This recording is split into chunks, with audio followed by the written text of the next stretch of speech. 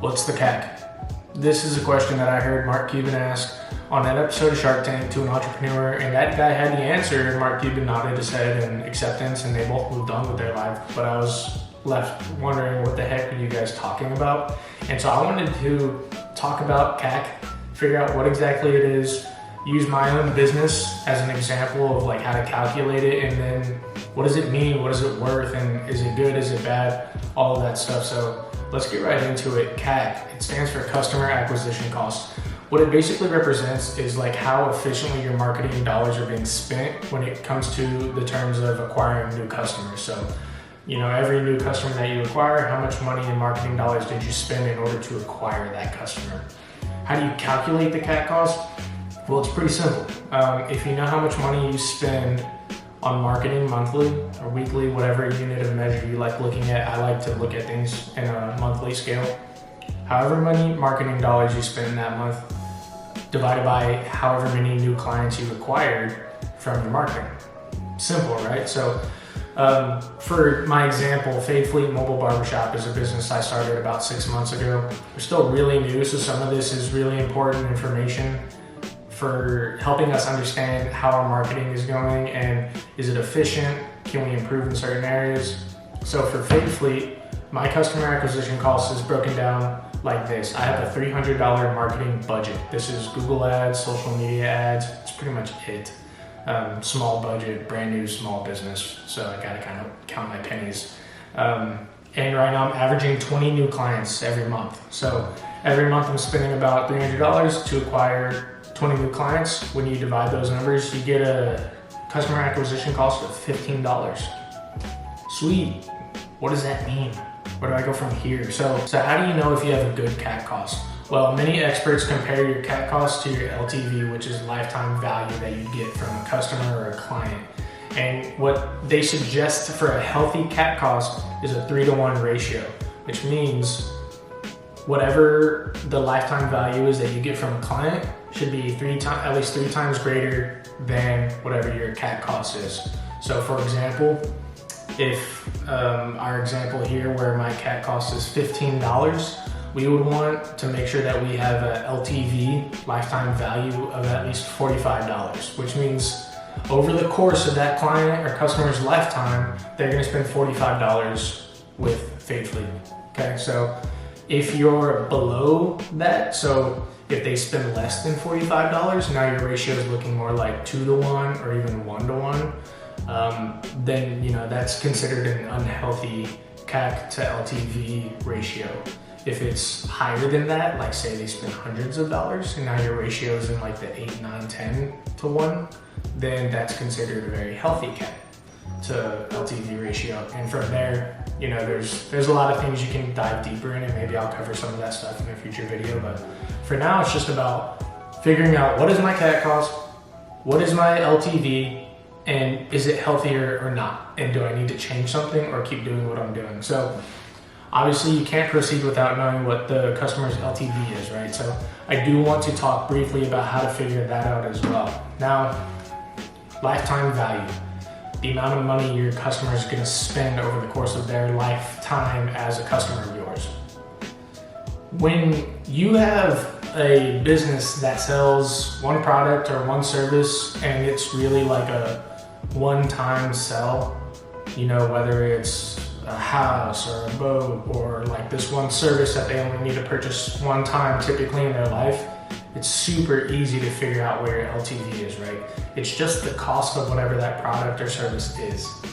Now for a business like mine where it's a mobile barbershop where I depend on clients coming back multiple times, in order to figure out your LTV, you need to know what your average return rate is for your clients. So if you acquire 20 clients a month and 80% of them are gonna return, then that's something you'll need to know, and you can actually use that to determine what your LTV is. So again, for the single big sale or the one item thing, it's really easy to determine your LTV. It's just the cost of whatever the good or services provided is. However, there's a little equation that I'm going to show you for determining what your LTV would be if you're in a situation like me where you depend on people coming back to extend that LTV. So the first thing that you want to know is your LTV is going to be essentially the profit that you make on your service or product or whatever it is, multiplied by the lifetime. And the lifetime is going to be calculated by 1 over whatever your attrition is. So attrition is basically how many customers you won't retain. Okay, so if you have,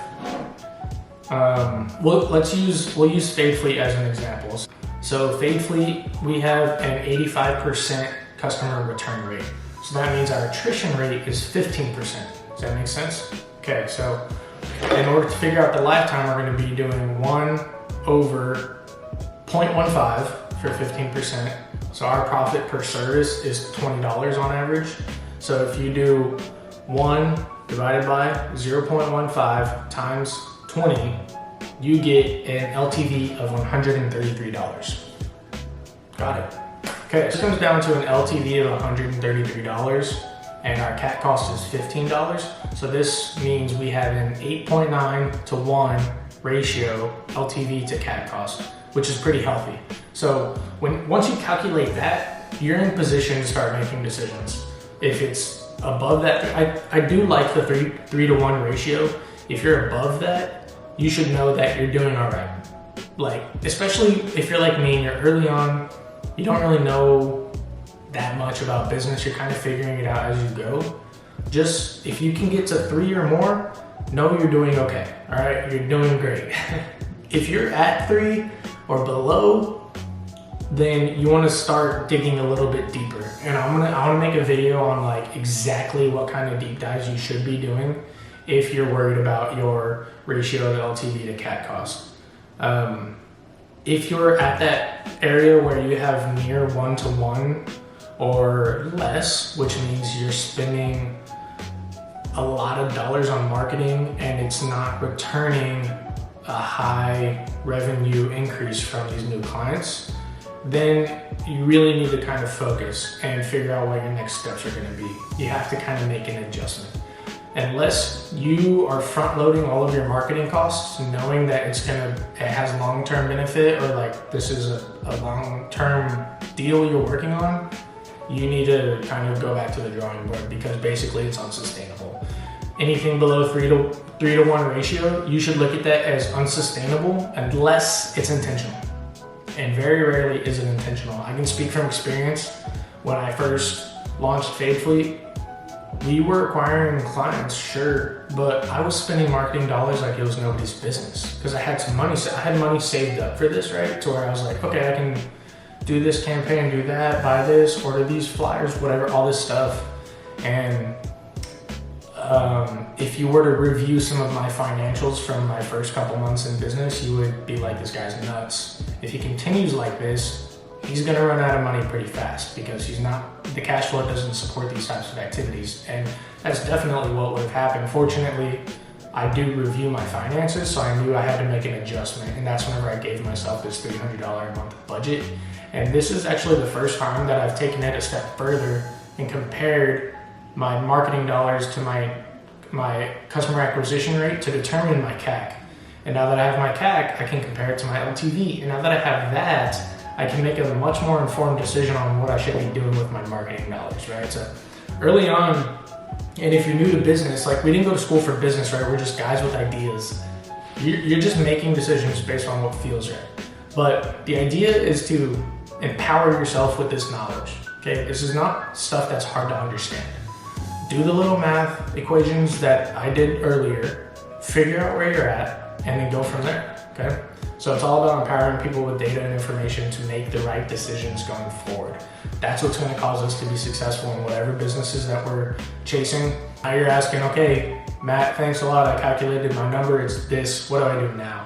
Well, a lot of the times it's kind of obvious, like what you should do next. Either it's like, okay, raise 1 or lower 1, you know what I mean, to make that ratio make more sense, but it's not always that simple, and sometimes you need to dig a little bit deeper. So I do want to make another video on like, hey, I got this ratio, what do I do now? Okay, so this is where the video ends. If you watch this, awesome. It means that you're like me and you don't want to just have a business to have a business. It means that you're in it because you want to succeed.